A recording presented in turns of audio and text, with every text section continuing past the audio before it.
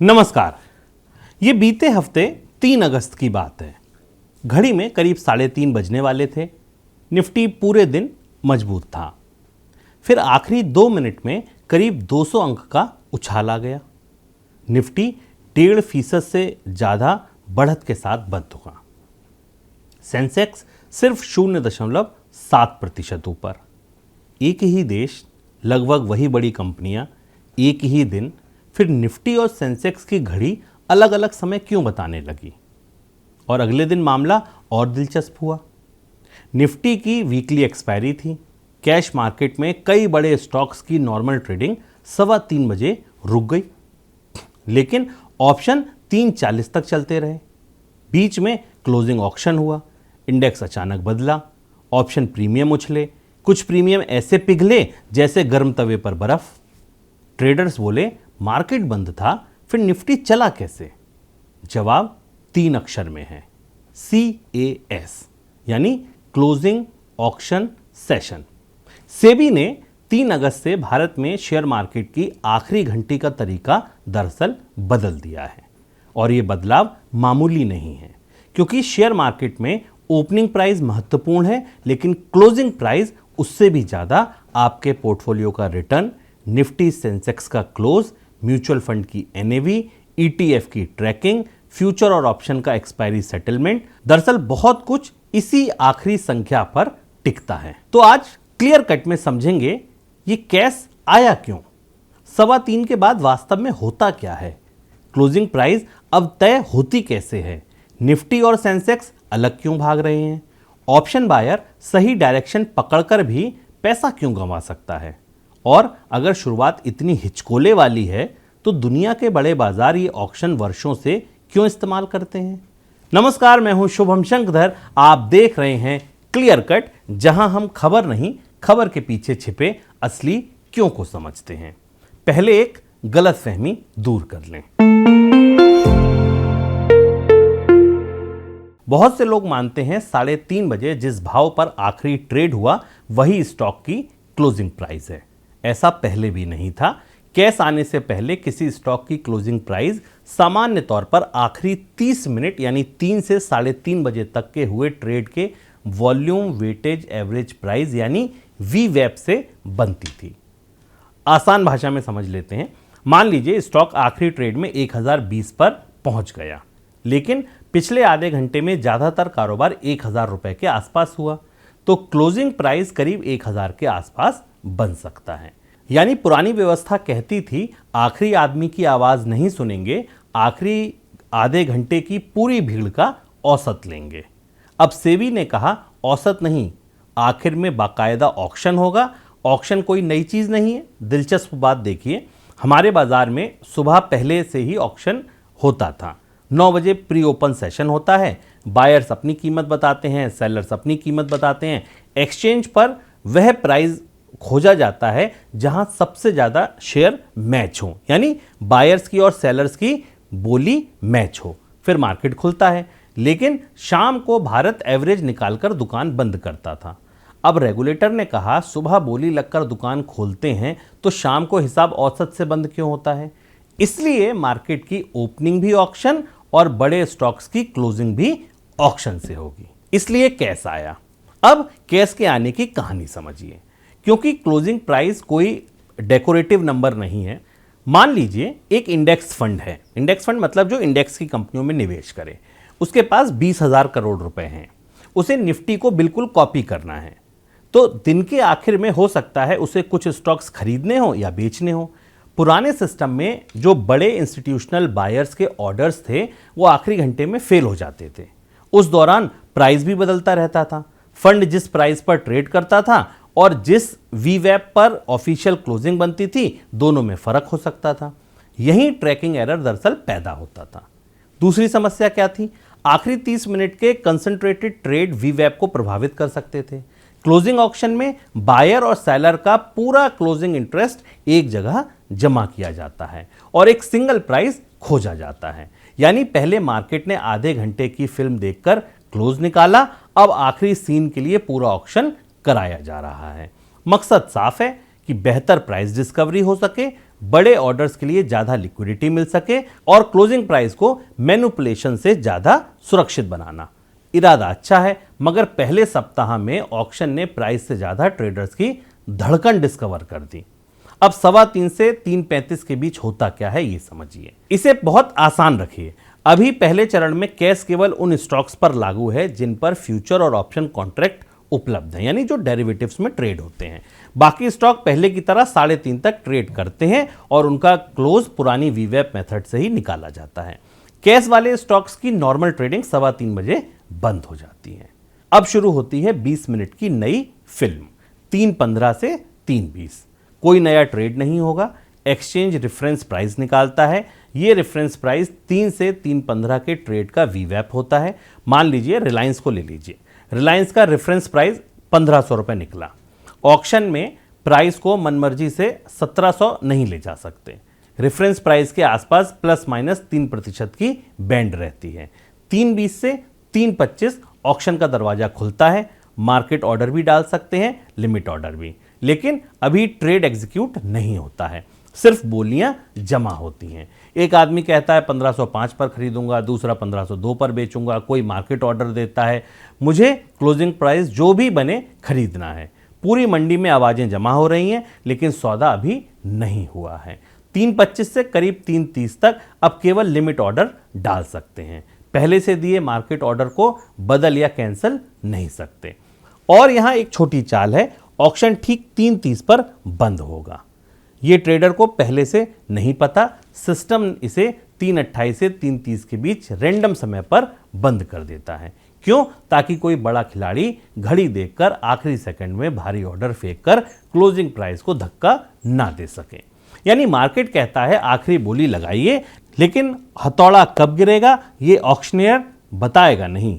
3:30 से 3:35 अब एक्सचेंज सारी बोलियां सामने रखता है और वह एक प्राइस खोजता है जहां सबसे ज्यादा क्वांटिटी एग्जीक्यूट हो सकती है। वही प्राइस ऑफिशियल क्लोजिंग प्राइस बन जाता है। अगर 100 रुपए पर 10 लाख शेयर मैच होते हैं, 101 पर 6 लाख, 102 पर 3 लाख, तो मार्केट 102 को इसलिए नहीं चुनेगा कि वह सबसे ऊंचा प्राइस है, वह 100 को चुन सकता है क्योंकि वहां सबसे ज्यादा कारोबार पॉसिबल है। कैश में जीत सबसे ऊंची बोली की नहीं, सबसे बड़ी मुलाकात की होती है। फिर निफ्टी 200 अंक अचानक कैसे उछल गया, अब असली कहानी समझिए। निफ्टी कोई अलग शेयर नहीं है, वह अपने 50 स्टॉक्स की बास्केट है। HDFC, ICICI बैंक, रिलायंस और दूसरे हैवीवेट्स जिनकी अलग अलग परसेंटेज है, अलग अलग वेटेज है।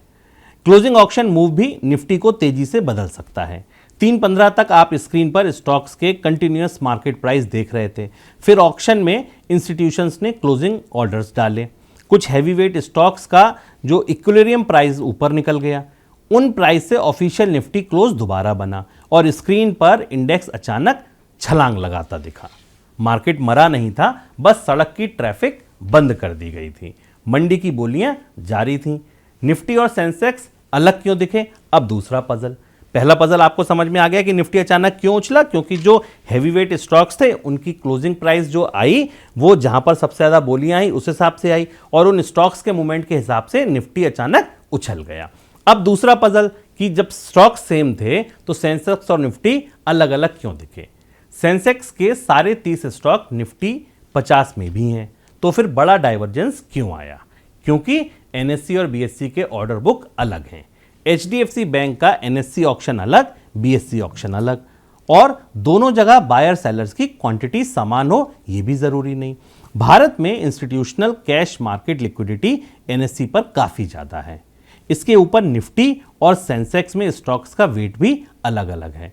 इसलिए ऑक्शन के बाद NSE पर कुछ शेयर जिस क्लोजिंग प्राइस पर सेटल हुए, BSE पर वही शेयर थोड़ा अलग क्लोज हो सकते हैं और इंडेक्स भी अलग रास्ते पकड़ सकते हैं। कैश के पहले दिन यही हुआ। निफ्टी करीब 1.6% ऊपर, सेंसेक्स करीब 0.7% ऊपर। कोई टेक्निकल ग्लिच नहीं था, घड़ियां खराब नहीं थी, दोनों घड़ियों के भीतर गियर अलग थे, लेकिन ट्रेडर्स को सबसे बड़ा झटका ऑप्शंस में लगा। अब आते हैं उस सवाल पर जिसके लिए बहुत से ट्रेडर कैश खोज रहे हैं। इंडेक्स ऊपर गया, मेरे कॉल का प्रीमियम फिर भी क्यों गिर गया? ये समझने के लिए ऑप्शन प्रीमियम को दो हिस्सों में काट लीजिए। पहला उसकी इंट्रिंसिक वैल्यू जो ओरिजिनल वैल्यू है, और दूसरा उसकी टाइम वैल्यू। मान लीजिए निफ्टी एक्सपायरी डे पर 24,720 पर बंद हुआ, आपके पास 24,700 की कॉल है, उसकी इंट्रिंसिक वैल्यू हुई 20 रुपए। अब अगर एक्सपायरी से थोड़ी देर पहले उसी ऑप्शन का प्रीमियम 50 था तो 30 क्या था? भविष्य की संभावना, यानी कि टाइम की वैल्यू। मार्केट सोच रहा था शायद निफ्टी 24,750 जाएगा, शायद 24,800 जाएगा, शायद और ज्यादा जाएगा, लेकिन एक्सपायरी होते ही शायद की दुकान बंद हो गई। अब ऑप्शन के पास केवल इंट्रिंसिक वैल्यू बचती है, 50 का प्रीमियम 20 हो सकता है, भले निफ्टी आपकी डायरेक्शन में थोड़ा ऊपर ही क्यों ना गया हो। इसे ट्रेडर थीटा डीके कहता है। लेकिन आसान भाषा में एक्सपायरी की शाम ऑप्शन से उम्मीद का किराया निकल जाता है। कैश ने इसे और वोलेटाइल क्यों बनाया? क्योंकि अब टाइमिंग में एक अजीब ओवरलैप है। एलिजिबल कैश स्टॉक की नॉर्मल ट्रेडिंग 3:15 पर खत्म, कैश से क्लोजिंग प्राइस करीब 3:35 पर निकलता है, लेकिन इक्विटी डेरिवेटिव्स 3:40 तक ट्रेड करते हैं। यानी ऑप्शन ट्रेडर 5 से 20 मिनट तक ऐसी दौड़ में बैठा है जिसमें अंडरलाइंग कैश स्टॉक की नॉर्मल रेस खत्म हो चुकी है, लेकिन फिनिश लाइन प्राइस अभी ऑक्शन में तय हो रही है, और एक्सपायरी डे पर वही क्लोजिंग इंडेक्स फाइनल सेटलमेंट के लिए बेहद महत्वपूर्ण है। अब सोचिए 3:15 पर निफ्टी 24,690 है, आप 24,700 की कॉल पकड़े बैठे हैं। कुछ मिनट बाद कैश इंडिकेटिव प्राइस क्लोजिंग आई 24,760। दिखने में लगता है कॉल अचानक जान पकड़ सकती है। फिर ऑक्शन ऑर्डर बदले, इंडिकेटिव क्लोज 24,715 आया, प्रीमियम फिर सिकुड़ सकता है, फाइनल क्लोज 24,695 निकला। तो एक्सपायरी पर 24,700 की कॉल वर्थलेस। कुछ मिनटों में उम्मीद, जोश और शून्य। एक्सपायरी ऑप्शन पहले ही बर्फ का टुकड़ा है, कैश से आखिरी 20 मिनट में उसे धूप और छांव के बीच रख दिया है। आईवी भी खेल करती है। एक और कारण है इंप्लाइड वॉलेटिलिटी, यानी आईवी जिसे कहते हैं। जब मार्केट को फाइनल क्लोज का अंदाजा नहीं होता है, अनसर्टेनिटी बढ़ती है, ऑप्शन प्रीमियम में अनसर्टेनिटी की कीमत जुड़ सकती है। क्लोजिंग प्राइस क्लियर होते ही अनसर्टेनिटी खत्म, आईवी गिर सकती है। तो निफ्टी आपकी तरफ थोड़ा बढ़ा, लेकिन मूवमेंट एक्सपेक्टेशन से छोटा रह गया और आईवी गिर गई। ऑप्शन प्रीमियम फिर भी नीचे आ सकता है, इसलिए ऑप्शन में डायरेक्शन अकेली राजा नहीं है, डायरेक्शन सही हो सकती है। टाइमिंग गलत, स्ट्राइक गलत, आईवी गलत, और पैसा फिर भी गलत तरफ। एक्सपायरी डे इतना खतरनाक क्यों है? एक्सपायरी के दिन आखिरी घंटे में एटीएम ऑप्शन का बिहेवियर बहुत तेज हो जाता है। 100 पॉइंट दूर रहने वाला स्ट्राइक अचानक आईटीएम बन सकता है, फिर ओटीएम, फिर आईटीएम। ऑप्शन की सेंसिटिविटी बढ़ जाती है, इसे गामा इफेक्ट कह सकते हैं। टेक्निकल नाम भूल जाइए, इसे दरवाजे की तरह समझिए। पूरे महीने दरवाजा धीरे धीरे खुलता है, एक्सपायरी के आखिरी मिनट में हल्का धक्का भी उसे पूरी तरह पलट सकता है। कैश ने फाइनल क्लोजिंग प्राइस को ऑक्शन से जोड़ दिया, इसलिए वीकली एक्सपायरी पर आखिरी 20 मिनट अब कैजुअल कॉफी ब्रेक नहीं है, वह पूरा मैच का सुपर ओवर हो सकते हैं। अब अगली बात, आर्बिट्राज वालों की मौज क्यों हुई? जहां कंफ्यूजन वहां आर्बिट्राज। कैश के शुरुआती सेशन में कैश मार्केट क्लोजिंग प्राइस तेजी से ऊपर गए, लेकिन फ्यूचर ने उसी स्पीड से एडजस्टमेंट नहीं किया। कैश और फ्यूचर के बीच टेम्परेरी गैप खुल गया। आर्बिट्राज फंड का काम यही है, सस्ती जगह खरीदो, महंगी जगह बेचो, दोनों प्राइस फिर पास आए। डिफरेंस पॉकेट में रिटेल ट्रेडर स्क्रीन देखकर शॉक में था, आर्बिट्राज कंप्यूटर स्प्रेडशीट देखकर खड़ा था। एक के लिए यह असाधारण था, दूसरे के लिए इन्वेंट्री सेल थी। दुनिया में कैश नया नहीं है। अब सबसे ज़रूरी बात, भारत कोई अजीब प्रयोग नहीं कर रहा। नेस्डेक में क्लोजिंग क्रॉस होता है, मार्केट क्लोज से पहले एक्सचेंज बाय सेल इम्बैलेंस और इंडिकेटिव प्राइस की इंफॉर्मेशन डिसेमिनेट करता है। हांगकांग में क्लोजिंग ऑक्शन सेशन होता है, वहां भी ऑर्डर इनपुट पीरियड है, नो कैंसिलेशन पीरियड है और क्लोजन रैंडम विंडो में होती है। न्यूयॉर्क, लंदन जैसे बड़े मार्केट भी क्लोजिंग ऑक्शन का इस्तेमाल करते हैं। क्यों? क्योंकि पैसिव फंड, ईटीएफ और इंस्टीट्यूशनल इन्वेस्टर को क्लोजिंग प्राइस पर बड़ी मात्रा में ट्रेड करना पड़ता है। ऑक्शन सारे क्लोजिंग ऑर्डर को एक जगह इकट्ठा कर देता है, यानी कॉन्सेप्ट टेस्टेड है। भारत की समस्या अभी कॉन्सेप्ट से ज़्यादा ट्रांजिशन और विजिबिलिटी की है।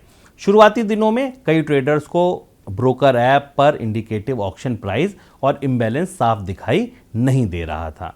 सेबी ने ब्रोकर से कहा है कैश प्राइस और ऑक्शन इंफॉर्मेशन बेहतर दिखाइए, क्योंकि ऑक्शन ट्रांसपेरेंट हो लेकिन बिडर को बोर्ड भी ना दिखे तो ट्रांसपेरेंसी केवल एक्सचेंज के सर्वर में रह जाती है। क्या सेबी कैश वापस लेगा?